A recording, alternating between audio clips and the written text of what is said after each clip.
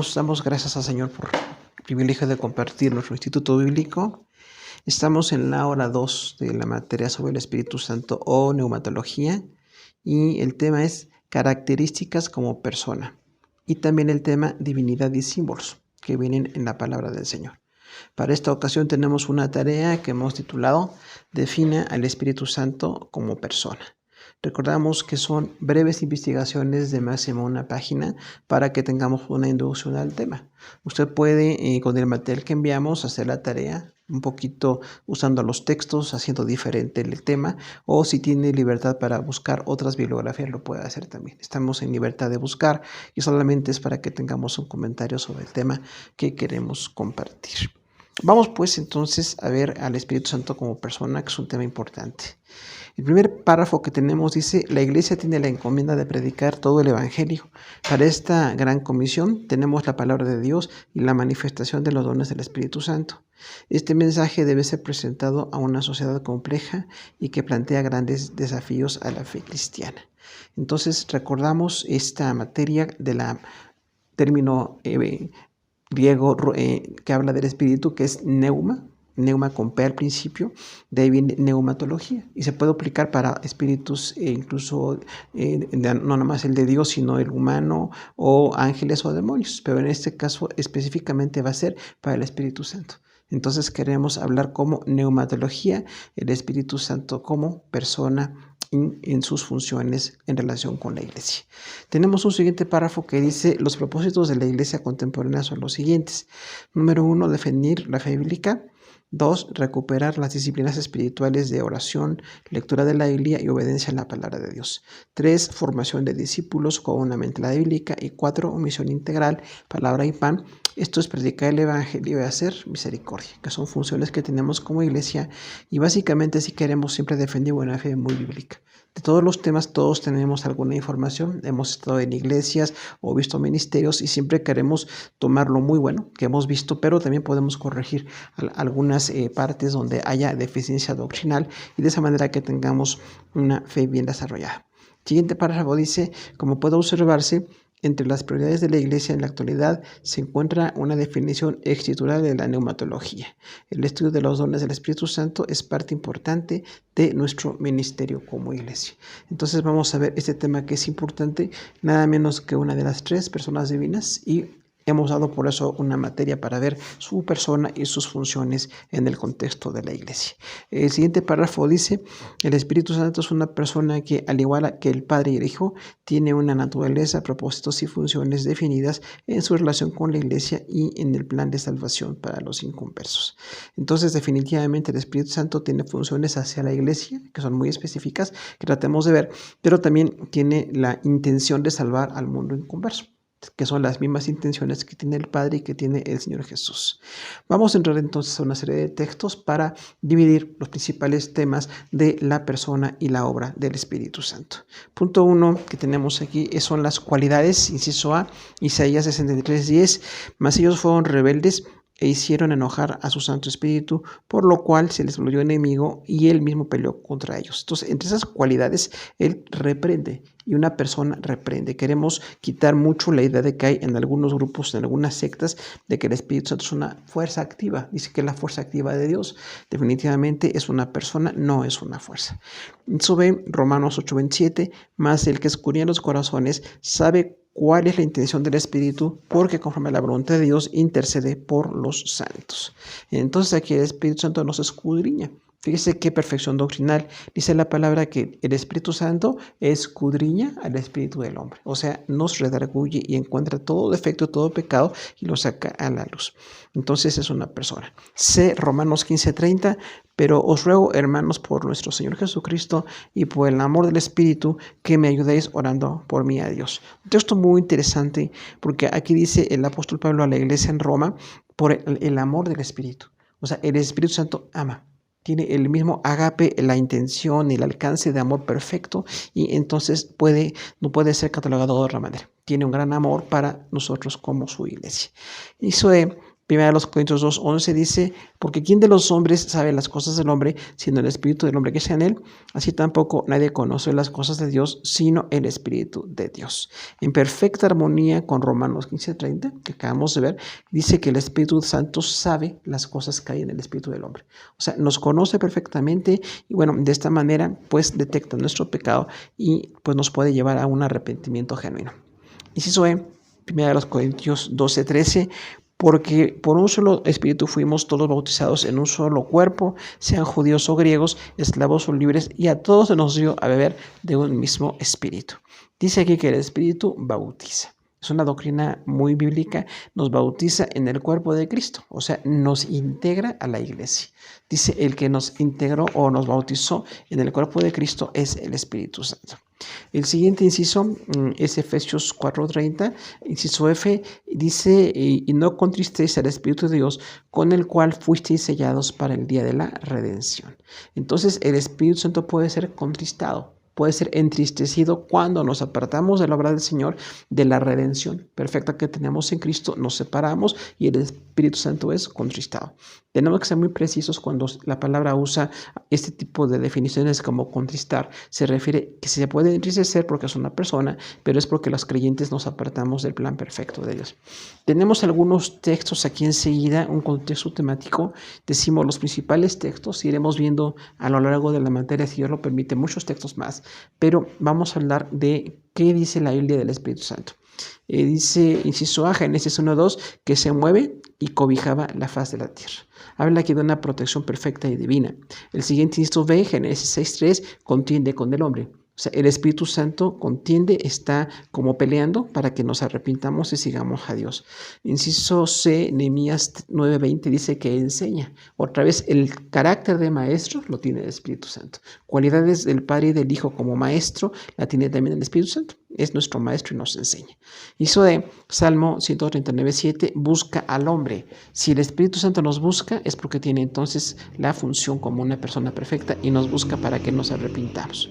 Inciso E, Joel 2:28, llena a la iglesia. Cuando satisface totalmente la vida de la iglesia y llena, y ahí dice en Joel que habrá sueños y visiones y habrá toda bendición en todas las edades, porque dice ancianos y jóvenes y niños, habla de una perfecta bendición que se cumple en la iglesia. Cuando el Espíritu llena la iglesia, todas las edades tienen ministerios y bendiciones y manifestaciones muy especiales.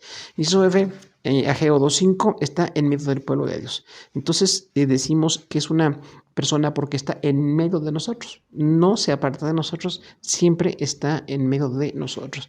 Y G, Zacarías 4:6, conquista a los enemigos. Entonces tiene una batalla igual, tiene ganancia, tiene un propósito de ganar y de vencer, siempre para la gloria de Dios. Esto es el propósito antiguo, esto es el contexto del Antiguo Testamento. Vamos a ver del H al V los siguientes textos que hablan de la labor del Espíritu Santo con muchas funciones que tiene con nosotros.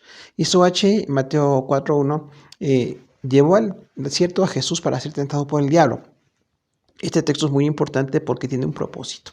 Y el propósito era que Jesús fuera tentado para que hubiera una victoria espiritual para nosotros. Entonces lo llevó, dirigió a Jesús. En muchos contextos se dice que el Espíritu dirigió a Jesús. En muchos aspectos veremos en varias partes de los evangelios. Inciso I, Marcos 1:10, es una persona distinta a Jesús, pues descendió sobre él. Esto, bueno, quitando un poquito la idea de que es un solo Dios que se manifiesta con tres nombres, no es así, son tres personas perfectas y cuando vino sobre Jesús dice que en forma de paloma, entonces descendió sobre Jesús, habla de que son dos personas distintas, en este caso el Hijo y el Espíritu Santo. Listo, J, en Lucas 4:18, ungió a Jesús. Un texto capital, ungió a Jesús, le dio toda la unción para el ministerio, para la vida. Recordamos la palabra griega kenosis, que Jesús se despojó de sus funciones como Dios, no dejó de ser Dios, pero dejó de usar sus funciones como Dios y se dejó dirigir por el Espíritu Santo. Esta es una doctrina muy insistente en los evangelios y tiene un gran significado para nosotros. Inciso K, Juan 7:39, es recibido por los cristianos, o sea, la iglesia tiene que recibir al Espíritu Santo. Los creyentes tenemos que recibirle. Inciso L, Romanos 1:4, declaró a Jesús Hijo de Dios. O sea, el Espíritu Santo declara quién es Jesús, declara la divinidad y las funciones de Jesús, y de esta manera pues glorifica al Padre y glorifica a Jesús, porque está declarando las funciones específicas de las otras dos personas divinas. Inciso M, segunda a los Corintios 3:17, da libertad. El Espíritu Santo nos da libertad, y es muy interesante que notemos que hay quienes pensamos que libertad se refiere como a hacer en las reuniones todo tipo de cosas, y no, la libertad se refiere a que rompe las cadenas del pecado, aplica la salvación de Jesús a nosotros, y esa es la libertad que da. Inciso N, Gálatas 5:5, ayuda a la iglesia para guardar a Cristo. O sea, realmente nos está impulsando, nos está soportando para que esperemos a Jesús. Nos está ayudando en esta espera para que recibamos al Salvador. Inciso N, Efesios 3:16, fortalece a los cristianos. Nos da una gran fortaleza y nos permite continuar adelante en medio de los desafíos que tenemos como creyentes. Inciso O, Filipenses 2:1, tiene comunión con la iglesia. Una palabra importantísima, koinonía o comunión, participación común que tiene el Espíritu con la iglesia. Entonces hay una gran comunión del Espíritu con la iglesia, y aquí hablamos de algunas de las funciones del Espíritu Santo en relación con nosotros. Inciso P, 1 Timoteo 4:1, habla a la iglesia. Fíjese qué palabra tan importante, el Espíritu nos habla. Nos está dirigiendo, nos está dando palabras importantes. En toda la Biblia está ya esto establecido, y de esta manera se dice que habla a la iglesia. Inciso Q, Hebreos 10:29, puede ser afrentado. No nada más contristado, sino afrentado. No hagáis afrenta al Espíritu de Dios con pecado o apartándonos de la obra de salvación que Jesús logró en la cruz por nosotros. Inciso R, Santiago 4:5 dice que nos anhela. El Espíritu nos anhela celosamente. Así como el Padre nos anhela, como el Hijo nos anhela, el Espíritu nos anhela. Quiere tener comunión con nosotros. Somos importantes como hijos para Dios, muy valiosos como hijos para Dios, y particularmente con el Espíritu Santo que nos anhela según ese texto. Inciso S, 1 Pedro 4:14, reposa sobre nosotros. Esto quiere decir que tiene una protección. Así como en Génesis, que dice se movía sobre la faz de las aguas, habla de creación, preservación y sustento. También aquí, en cuanto a que reposa sobre nosotros como creyentes, el Espíritu Santo está en nosotros para mantenernos protegidos, guardados de una manera muy especial. Y eso 1 de Juan 5:6, da testimonio. El Espíritu Santo da testimonio, o sea, habla y comprueba lo que tiene que decirse de manera muy importante. Son temas importantes que tiene que dar testimonio el Espíritu Santo.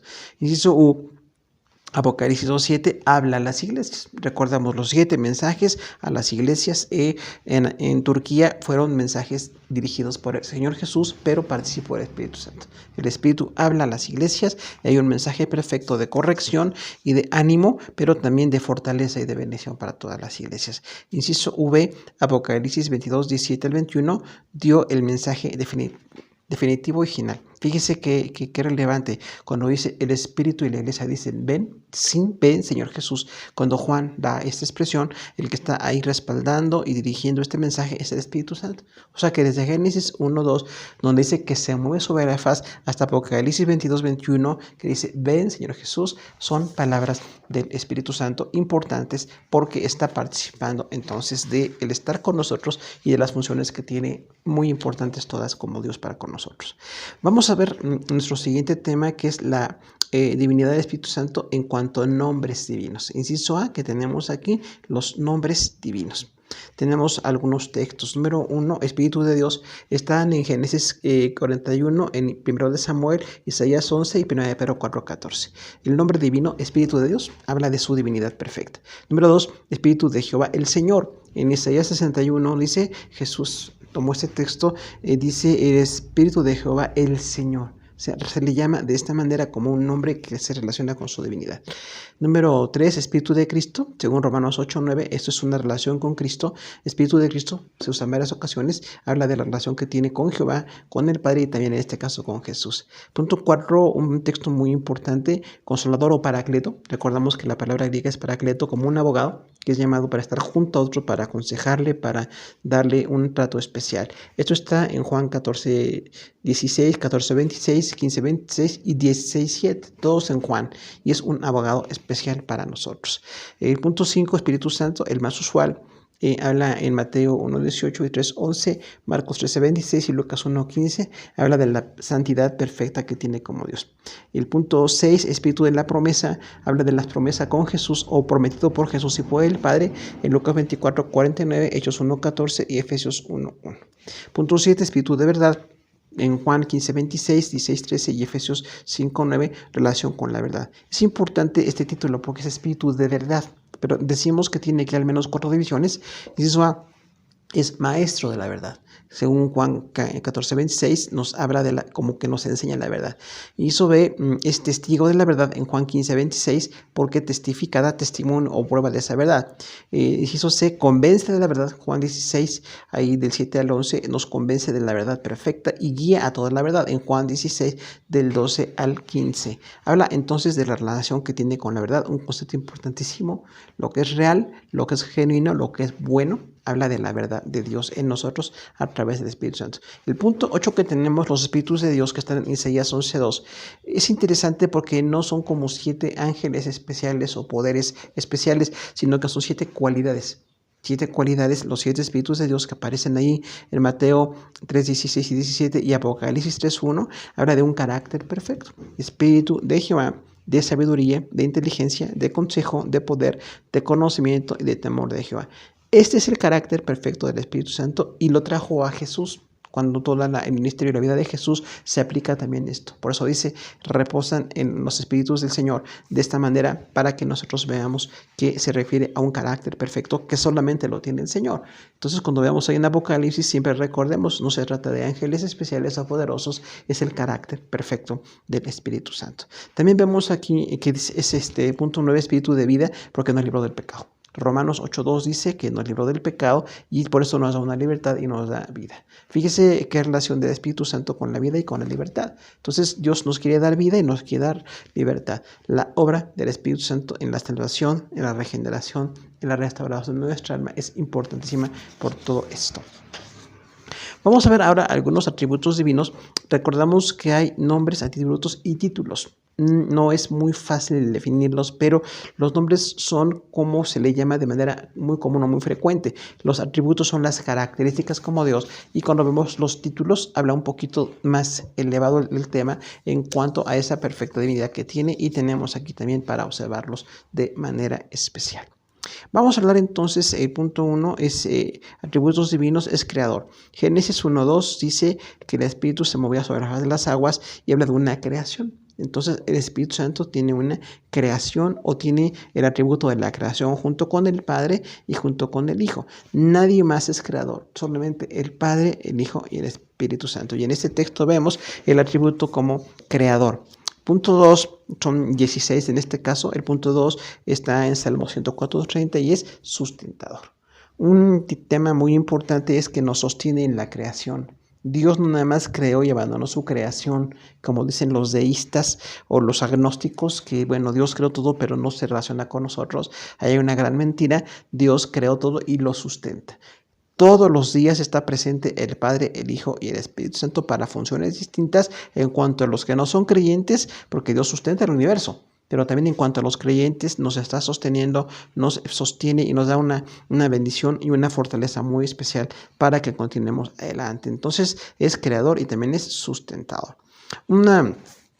Punto 3 habla de la omnipresencia. Salmo 139, del 7 al 10 dice el escritor, ¿a dónde me iré de tu espíritu? No me puedo esconder. Fíjense que es importante porque habla de que no nos podemos esconder del Espíritu Santo porque es omnipresente. Igual son atributos que solamente tiene el Padre y el Hijo. Siempre está en todo lugar. Todo lo escucha, todo lo ve, su autoridad, su diseño, su perfección, su dirección está en todo lugar. Entonces Dios está en todo lugar y de esa manera vemos nosotros un tercer atributo divino en cuanto a esa omnipresencia. Vamos a ver varios atributos, la omnipotencia, la omnipresencia, la santidad, la eternidad, son parte importante solamente de Dios y están también aquí en el Espíritu Santo. Punto 4, revela. Según Ezequiel 8:3, algo importante es que da a conocer lo que no podemos conocer por otros medios y la revelación, así como la trae el Padre y la trae el Hijo, la trae el Espíritu Santo. Trae revelación a nosotros. Y siempre esa revelación, esa dirección en la palabra Es un atributo que solamente le pertenece a Dios, porque dada su omnisciencia, que todo lo conoce, y su autoridad perfecta, Él revela lo que quiere y lo que dispone de revelar siempre será perfecto porque viene de la naturaleza divina que Él tiene. Punto 5. Habita en los creyentes. Ezequiel 36, 27 y 37, 14. Aquí hablamos también entonces sí de esa omnipresencia, pero más específica. No nada más es omnipresencia en el universo, sino omnipresencia en nosotros como creyentes. Dice que habita en los creyentes. Esa es una verdad muy importante porque realmente recordamos mucho que pues se decía mucho en el Antiguo Testamento que Dios se manifestaba sobre personas específicas como Moisés, Sansón o Jeremías o Daniel, pero no había esa plenitud de habitación del Espíritu. Viene mucho con el contexto del Nuevo Testamento que dice que somos la habitación de Dios. Dios habita en nosotros y está habitando a través de su Espíritu Santo. Por eso tenemos que ir un poco del concepto del Antiguo Testamento al concepto del Nuevo Testamento, recordando que sí está en todo lugar, pero específicamente está en nosotros, habitando en nosotros. Y aquí hablamos entonces de una bendición muy grande que tenemos. No es que tengamos que buscar a Dios en un templo donde Él habite para habitar con Él o para tener comunión con Él. Vamos a los templos para reunirnos, para alabar y para capacitarnos. Pero realmente el Señor está en todo lugar. Habita en nosotros y entonces vivimos con santidad. Dios habita en nosotros cuando estamos en nuestra casa, cuando estamos en un trayecto, cuando estamos en la escuela, en el trabajo, en cualquier lugar, ahí está habitando dentro de nosotros. Por eso tenemos que ser santos y perfectos, porque Dios está habitando en nosotros. Y esta habitación es permanente y es demandante, porque nos lleva a una santidad en la cual debemos vivir. Entonces, no tanto ya el concepto del Antiguo Testamento, de voy a estar en el templo de Dios, o en el templo de Dios, Dios está especialmente conmigo. Bien, nosotros estamos reunidos como cuerpo, pero Dios está igual, siempre en todo lugar y siempre habita en nosotros. Aún en las dificultades y en tantas necesidades como estamos enfrentando, el Señor habita en nosotros siempre. Punto 6, otro tema importante de atributo divino es nuestro Maestro. Lucas 2:40, 1 de Juan 4:1 y Hechos 17:11 dice que es nuestro Maestro. El Espíritu Santo todo lo enseña y solamente el que tiene la capacidad de tener un conocimiento superior o una visión muy distinta de la que tenemos puede ser nuestro Maestro divino. El Padre nos enseña, el Hijo nos enseña y el Espíritu Santo nos enseña, entonces es nuestro Maestro. Particularmente se habla mucho de Jesús como Maestro. Recordamos incluso el título de Jesús Maestro, tiene muchos textos en los evangelios como Maestro. Pero no nada más Jesús es nuestro Maestro, es nuestro gran Maestro, pero también el Espíritu Santo es nuestro Maestro. Y tenemos que pedirle que nos enseñe en cuanto a cómo dirigir nuestra vida, cómo consagrarnos, cómo resolver, cómo continuar, cómo entender mejor la palabra. Es nuestro gran Maestro. Que siempre digamos también al Espíritu Santo, tú eres el gran Maestro para mí. Maestro, enséñame. Yo quiero aprender de ti. Tú tienes la autoridad para que yo pueda continuar aprendiendo. Y aquí hablamos de la disposición del discípulo. Nosotros como discípulos tenemos que tener una muestra del deseo de aprender del Espíritu Santo. Que siempre digamos, Señor, yo quiero aprender de ti. ¿Qué más tengo que aprender? ¿Dónde tengo que aprender? ¿En qué tengo que ser corregido?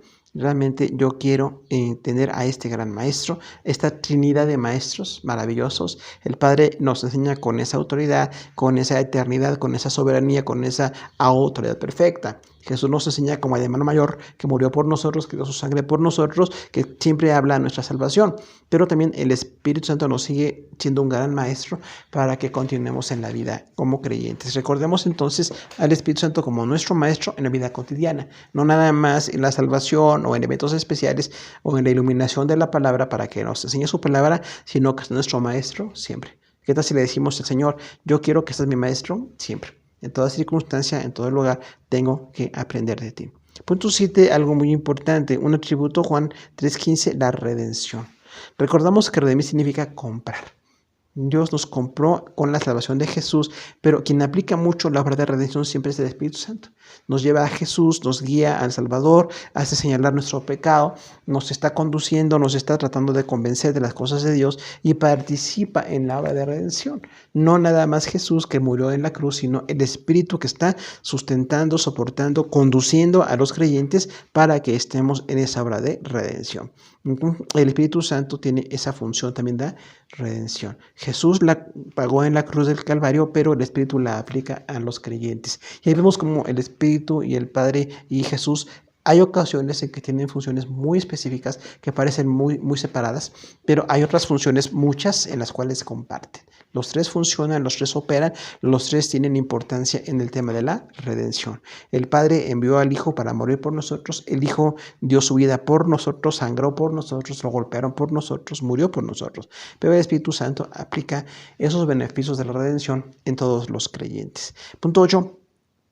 Máxima autoridad en la iglesia. Hechos 5, versículos 3 y 9, dice la palabra de Dios que el Espíritu dirige a la iglesia, dirigió a los apóstoles, dirigió en cuanto a corrección de errores, de pecados, dirección. Más adelante dice que dirigió a Pablo como hacia los macedonios, ¿recuerda? Cuando dice que con una visión de un varón macedonio, Pablo entendió ya no predicar en Asia, sino en Europa. Y entonces el Espíritu dirige como autoridad en la iglesia. En Hechos 13, cuando empiezan los apóstoles, ahí Bernabé y Saulo, dice que el Espíritu Santo les dijo, envíen a Saulo y Bernabé a la labor que les he preparado. O sea, realmente es una máxima autoridad en la iglesia. Igual que el Padre y que el Hijo, el Espíritu es una máxima autoridad en la iglesia. De hecho, como autoridad perfecta, queremos que nos dirija, que nos bendiga, que nos haga la función perfecta de director y de maestro para nosotros. Punto 9, otro aspecto muy relacionado con Jesús y con el Padre, la santidad. Pero en Romanos 1:4 dice que el Espíritu de santidad está allí. O sea, está relacionado con nuestra santificación. Nos señala el pecado, nos guía para que dejemos el pecado, nos hace ver lo grave que es el pecado, para que vivamos en santidad, para que cada día estemos más apartados del pecado y más entregados a Dios, totalmente en un proceso de santificación. Entonces, por eso uno de los títulos importantes de Espíritu Santo, nada menos de los títulos muy usados en todo el Nuevo Testamento, tiene que ver con la perfecta santidad que Él tiene. Y su perfecta santidad nos lleva a nuestra santidad en la medida que Dios tiene preparada para nosotros. Entonces, tiene que ver con nuestra santificación constantemente, incluso el andar en el Espíritu o vivir en el Espíritu, que son textos que están aquí anexos. Diríamos nosotros, el andar en el Espíritu es que nos dirija. Y vivir es que dejemos centrada nuestra vida en el Espíritu Santo. Son títulos importantísimos que solamente se aplican también al Padre y al Hijo en esa santidad y en esa dirección hacia nosotros. Punto 10, muy importante, levantó de los muertos al Señor Jesús. Dice Romanos 8:11 que si el Espíritu que levantó de los muertos a Jesús mora en nosotros, vivificará nuestros cuerpos. Esto tiene que ver con la resurrección, nada menos. Levantó a Jesús de la muerte porque fue el Espíritu Santo quien le permitió esa resurrección y vemos esas funciones perfectas. El Hijo murió por nosotros, sangró por nosotros, tuvo todo el dolor por nosotros, y el que le ayuda en el momento de la resurrección y le levanta y le da una glorificación es el Espíritu Santo. Entonces, ¿qué papeles tan importantes tienen como personas? ¿Cuánto aprendemos de estas personas? Como nosotros debemos ser personas que cooperamos, que entendemos las funciones, que dividimos funciones, que cooperamos para cosas importantes, pero vemos ahí entonces que el Espíritu Santo tiene mucho que ver con la resurrección de Jesús y la futura resurrección también de nosotros. Porque si nos levantó al Señor, nos levantará también a nosotros. Y esa promesa la tenemos ahí, y ahí vemos entonces de manera muy específica que el Espíritu Santo tiene que ver con la resurrección. Punto 11, la omnisciencia. Vean los Corintios 2:10, dice que el Espíritu lo conoce todo. Vamos a ver ese texto en relación con nosotros, que dice que el Espíritu Santo conoce perfectamente lo que el hombre necesita y le redarguye y le guía a la santidad. Entonces, realmente ahí vemos nosotros ese perfecto conocimiento del Señor hacia nosotros, y Él conoce todo. Conoce todo. No tenemos que informarle, no tenemos que complementarle ninguna información, lo conoce todo. Igual que el Padre conoce todo y que el Hijo conoce todo, son omniscientes, el Espíritu Santo es omnisciente y conoce todas las cosas. De hecho, tiene la bendición de hacernos orar, de hacernos interceder, de hacernos consagrarnos, de hacernos estar o tratar de continuar por la pura misericordia que tiene para nosotros, pero Él no lo necesita. No necesita nuestra información, ni siquiera nuestro clamor, pero tenemos la bendición de hacerlo porque así lo diseñó Él, y sin embargo todo lo conoce. Qué bueno que cuando oremos al Señor digamos, yo sé que tú lo conoces todo. Sin embargo, tengo que confesarte, tengo que pedirte, tengo que llorar, tengo que clamar, tengo que agradecer, tengo que buscar fortaleza espiritual, y en esto tenemos una grande bendición nosotros. Tiene toda la bendición para con nosotros. Ahora, vemos entonces otros de los grandes atributos del Espíritu Santo para con nosotros en cuanto a también la eternidad. Punto 13, Hebreos 9:14, le llama Espíritu Eterno. Entonces es muy importante que veamos que nadie más es eterno. Los ángeles no son eternos, Los demonios no son eternos, nosotros los seres humanos tampoco somos eternos, somos inmortales, porque fuimos creados y bueno, para una inmortalidad vamos en un futuro a vivir. Los creyentes en santidad con el Señor, los ángeles también en alabanza con el Señor, los demonios y los inconversos pues con las consecuencias gravísimas del pecado, pero nosotros tenemos un propósito de reconocer que el único eterno es Dios. Entonces, así como es eterno el Padre y eterno el Hijo, es eterno el Espíritu Santo. El Espíritu eterno habla de esa eternidad, otro atributo perfectamente definido en la palabra y único, exclusivo del Padre, del Hijo y del Espíritu Santo. Y en esa eternidad nos dirigimos a Él entonces tratando de siempre interceder, de servir, de estar en el plan de Dios, entendiendo que nos lleva una superioridad infinita. Es infinitamente superior a nosotros. Aunque lleguemos a ser inmortales, aunque tengamos experiencia o edad o algunas situaciones que hemos vivido en nuestra vida personal, la eternidad del Señor es tan infinita que nos hace estar muy pequeñitos, ¿no? Diríamos ahí así como pues muy pequeñitos, infinitesimalmente pequeñitos comparados con la grandeza del Señor y con este Señor eterno. Entonces es eterno como es el Padre y como es el Hijo, y así nosotros le reconocemos en su divinidad. Punto 14, vamos a la omnipotencia. 1 de Pedro 3:18 y Lucas 1:35 nos dice allí que es omnipotente. O sea, Él lo puede todo. Así como el Padre lo puede todo, como el Hijo lo puede todo, el Espíritu Santo lo puede todo. No tenemos una limitación o una diferencia de poderes. Hay diferencias de funciones por amor a nosotros para que entendamos y como decíamos, algunas funciones parecen muy separadas, como que el Padre tomó la autoridad y el juicio, como que Jesús tomó la redención y el Espíritu Santo el testimonio del Padre y del Hijo, pero hay muchas funciones que comparten, muchas en las cuales vemos esa perfecta divinidad del Espíritu Santo. Por eso decimos en neumatología la persona y la obra del Espíritu Santo. O sea, queremos hablar de como una persona divina y una obra infinita, que solamente es comparable con la del Padre y con la del Hijo, porque son las únicas que son impotentes, personas omnipotentes. Nosotros recordamos en esa omnipotencia entonces que Él hará lo que Él quiere. No hace lo que le pedimos o lo que nosotros queremos, hace lo que Él quiere, porque es omnipotente. Entonces, siempre que podemos pedir, sabemos que lo puede hacer. Sin embargo, Él sabe lo que hace y tiene también autoridad, santidad, para decidir qué nos concede y qué no nos concede, pero Él es omnipotente. Punto 15, inspiración de las Escrituras, según 2 de Pedro 1:21, dice que la inspiración de la palabra no fue por voluntad humana o por atributos humanos, sino que el Espíritu Santo movió a hombres santos para escribir la palabra. Y es importante que veamos aquí que es una de las funciones muy específicas del Espíritu Santo. No dice que el Padre inspiró las Escrituras ni que Jesús inspiró. El que inspiró las Escrituras desde el Génesis hasta Apocalipsis es el Espíritu Santo. Entonces hay una complementación perfecta en las tres personas divinas y según esta palabra dice que el Espíritu inspiró. Quien dirigió desde Moisés hasta Juan, desde Génesis hasta Apocalipsis, es el Espíritu Santo. El mover, el dirigir, el hacer una obra perfecta, dar libertad de persona, de conocimiento a cada uno de los escritores, pero igual tener una dirección perfecta para tener una palabra perfecta como la que tenemos, vino por una obra del Espíritu Santo. Entonces tiene atributos divinos, aquí al menos son 16. Y bueno, queremos ver esos atributos siempre para la gloria de Dios. Punto 16 es en Gálatas 5:18 nos guía. Es un guía el Espíritu Santo. Como consejero, como consolador, que le decimos un abogado que está a un lado que está defendiendo, dirigiendo, que conoce perfectamente, que nos quiere llevar a lo mejor, es nuestro guía. También así como el Padre nos guía, como Jesús nos guía, el Espíritu Santo nos guía. Es nuestra guía permanente y tenemos la disposición como discípulos de estar bajo órdenes y decir, Señor, yo quiero que tú me guíes. No que se haga lo que yo quiero, sino que se haga lo que tú quieres. Vamos a hablar ahora, inciso C, de títulos. Recordamos que son las otras partes como de nombres especiales, así como muy elevados, muy específicos en cuanto al Señor. El primer título es Espíritu de Jehová. Jueces 13:25, 1 de Samuel 16:13, 2 de Samuel 23:2, Isaías 40:13 y 61:1 y Ezequiel 11:5 dice que es el Espíritu de Jehová.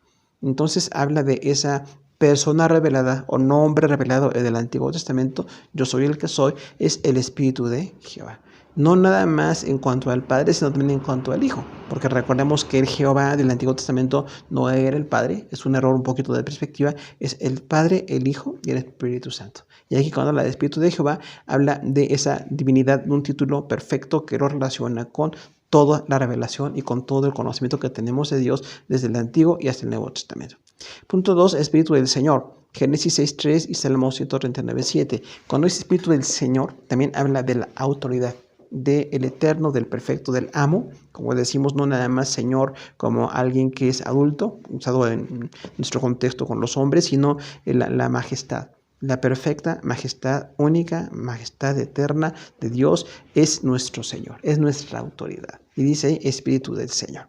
Espíritu de Dios, punto 3, recordamos Génesis 1:2, habla del hebreo Ruach o Elohim, ahí habla del espíritu de Elohim, así dice Génesis literalmente, y desde ahí empieza a revelarnos, muy al principio de la Biblia decíamos en el segundo versículo de la Biblia, que Él es el Espíritu de Dios.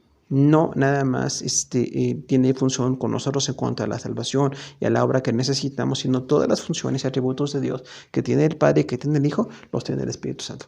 Todas las funciones las tiene el Espíritu Santo, por eso es Espíritu de Dios. Tenemos punto 4, Espíritu de vida. Decíamos de Romanos 8:2, habla de la reconciliación o la salvación. Siempre quiere dar vida o salvación. No nada más el Padre decidió dar vida y salvación, Jesús pagó por la vida y salvación, sino que el Espíritu Santo está aplicando la vida y la salvación a las personas. Por eso es un espíritu de vida. Fíjense que no es espíritu de muerte o de condenación. En este momento es espíritu de vida. Solamente cuando rechazamos la labor, de ahí viene el título de la blasfemia del Espíritu Santo que veremos en un futuro si Dios quiere, pero tiene una connotación totalmente contextual a la palabra de Dios. Siempre Dios quiere dar vida. Mientras nosotros podamos tener arrepentimiento, tener un deseo de buscar al Señor, tendremos un espíritu de vida respondiéndonos. Hebreos 9:14, espíritu eterno, decíamos todas las características de Dios es el espíritu eterno, el espíritu de eternidad quiere decir. Entonces, nada más el Padre y el Hijo tienen esta cualidad. Solamente el Padre y el Hijo son eternos y en nosotros tienen esa función tan especial. Consolador, Juan 14:16 y 26, 15:26 y 17. Aparece en estos 4 textos de Juan el título Consolador.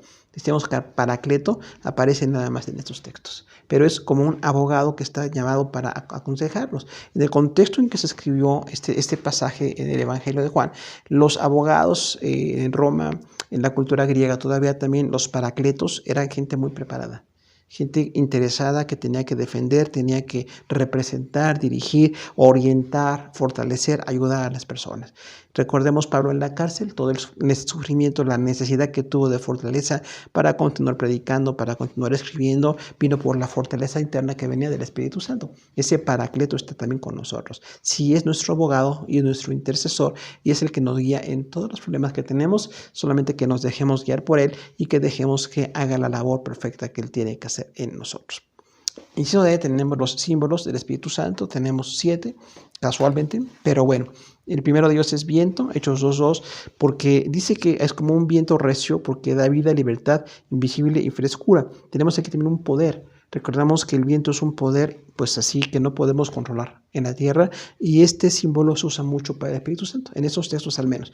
Dice que es un espíritu que es como un viento y entonces pues llega, llena, satisface, trae bendición y vida, pero tiene un poder tan impactante para nosotros. Entonces vemos al Espíritu Santo como un viento. Punto 2 también es fuego. Dice 2:3 como un fuego. Dice en lenguas como de fuego en los primeros 120 que fueron bautizados con el Espíritu Santo allá en Jerusalén. ¿Por qué es fuego? Porque purifica, quema, ilumina, consume, destruye, se extiende y santifica. Diríamos aquí juicio y santidad. El que nos purifica es el Espíritu Santo. Nos está guiando para que dejemos el pecado, las conductas ocultas o no ocultas de pecado que tenemos, todo aquello que está mal delante de Dios. Él quema todo aquello que está mal delante del Señor, pero también nos está iluminando. El que nos tiene la iluminación en cuanto a la palabra, ser guiados en la palabra es una labor del Espíritu Santo. Nos está dando iluminación. También consume, todo esto son, digamos, resultados de lo que hace el fuego. Él consume todo aquello que tiene que ser consumible.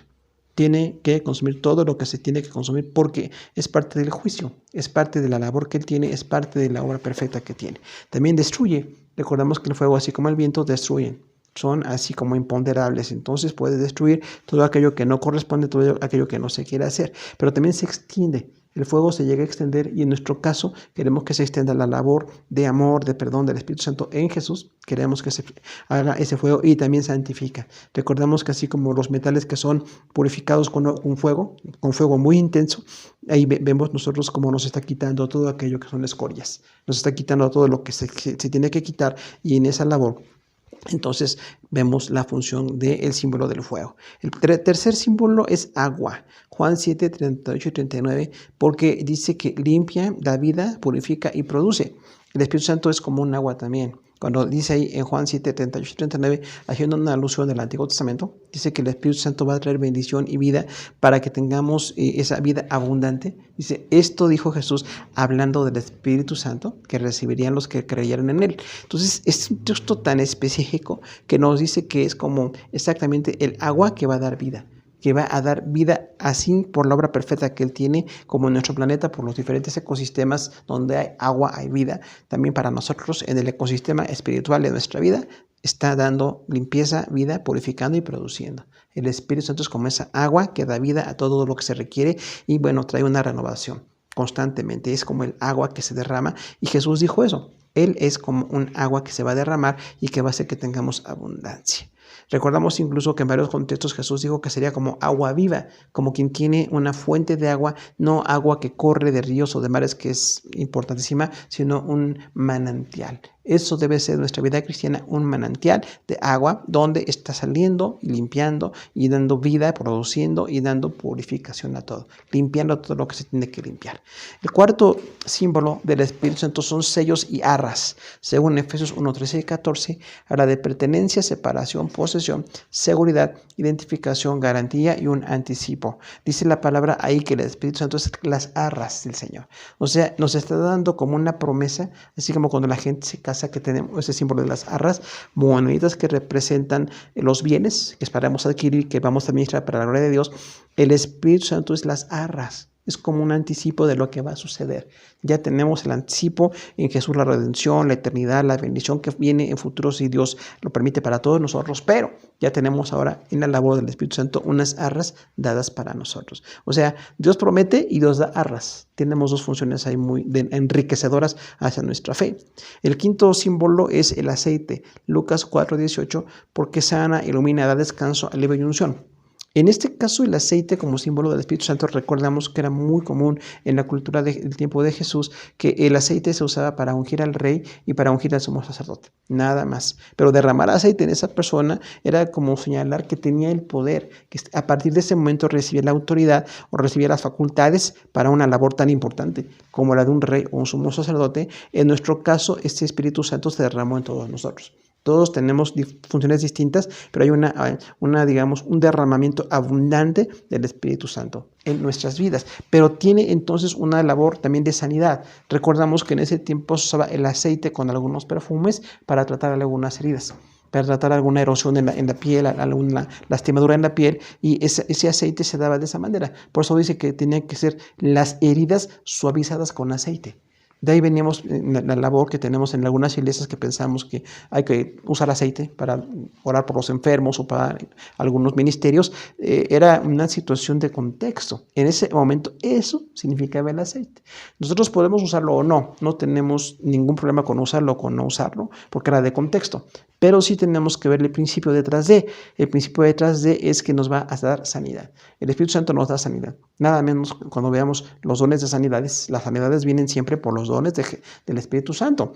Va a haber sanidades. También viene una iluminación. El aceite se usa como combustible. Recordamos para poder encenderle algunas antorchas, algunas lumbreras en el Antiguo y Nuevo Testamento. Entonces era el aceite. Una labor importante para iluminar. También da descanso.